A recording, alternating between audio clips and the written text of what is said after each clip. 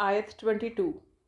बाज़ लोग कहेंगे कि वो 3 थे, चौथा उनका कुत्ता था, और बाज़ कहेंगे कि 5 थे और छठा उनका कुत्ता था।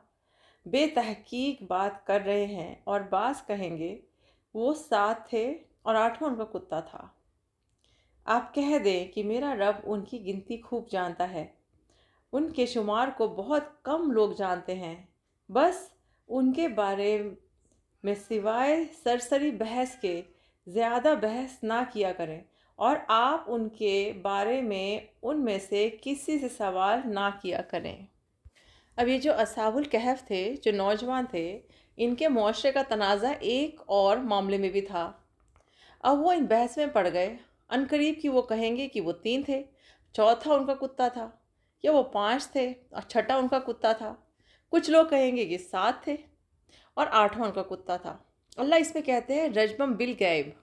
रजमम का मतलब होता है पत्थर फेंकना, और गैब होता है गैब में, यानी हमारी लोकल लैंग्वेज में अंधेरे में तीर चलाना। तो जब बात होती है कि 3 थे और चौथा कुत्ता था, 5 थे और छठा कुत्ता था, इसके बाद अल्लाह कह देते हैं अंधेरे में तीर चला रहे हैं ये लोग। लेकिन जब अल्लाह कहते हैं उसके बाद 7 थे और 8वां उनका कुत्ता था, इसके बाद अल्लाह उनकी बात को रद्द नहीं करते।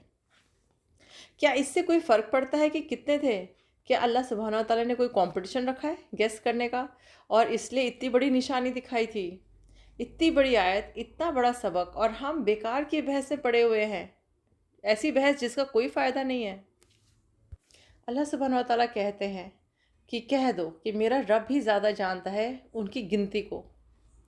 नहीं जानते मगर बहुत कम लोग, यानी कहने का मतलब मेजॉरिटी इसमें गलत बात कर रही थी, बिना बात की बहस में पड़ी हुई थी।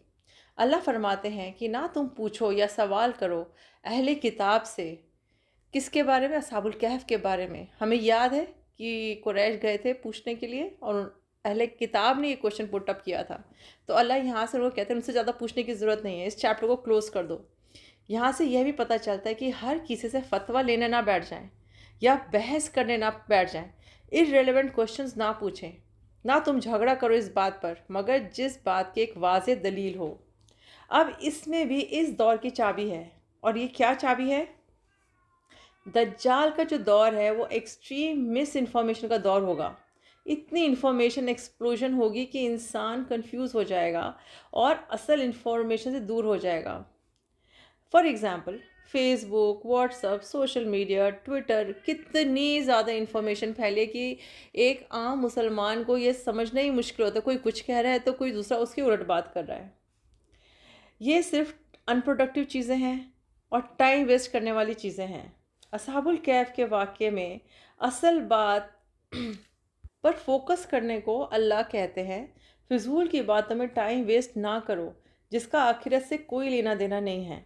आजकल मिस इन्फॉर्मेशन बिकती है। सही है कि बिकती तो है ही, लेकिन ख़रीदता कौन है? ख़रीदते तो हम ही लोग हैं। कैसे हम मिस इन्फॉर्मेशन को ख़रीदते हैं? कैसे हम बिना नाफे वाले इल्म को ख़रीदते हैं?